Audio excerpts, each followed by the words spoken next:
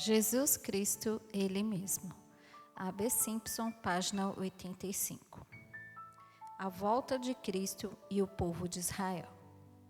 A primeira questão que estava no pensamento deles, de Cristo e dos discípulos, era a volta dele para o povo de Israel e a destruição de Jerusalém.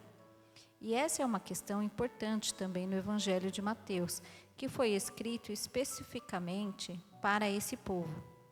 Ao mencionar os ensinamentos de Cristo, Mateus procura destacar as referências especiais que ele faz ao povo escolhido.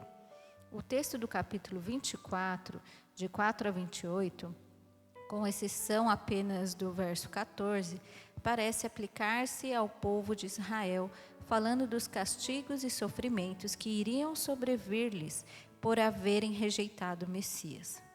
Contudo, nesse trecho, parece estar dividido em duas partes. Uma se refere às primeiras tribulações de Jerusalém sob o domínio romano, e a outra às do final dos tempos. Do ponto de vista de Cristo, tudo era uma mesma situação, uma longa provação que começava e terminava com uma terrível tragédia. No meio dessas duas partes, há uma breve informação parentética que descreve a era cristã e a pregação do Evangelho entre os gentios.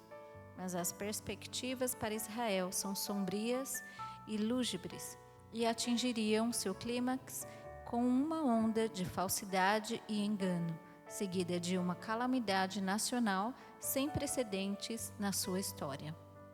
Essa profecia se harmoniza perfeitamente com as de Daniel e Zacarias.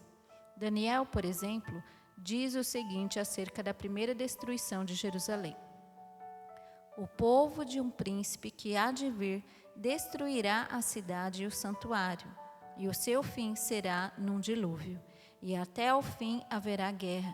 Desolações são determinadas.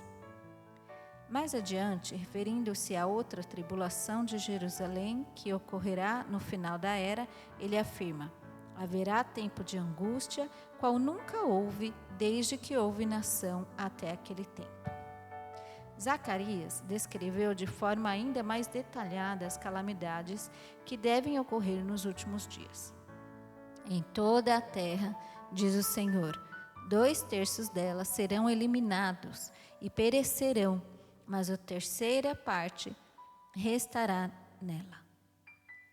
Eis que vem o dia do Senhor, em que os teus despojos se repartirão no meio de ti, porque eu ajuntarei todas as nações para a peleja contra Jerusalém, e a cidade será tomada, e as casas serão saqueadas, e as mulheres forçadas.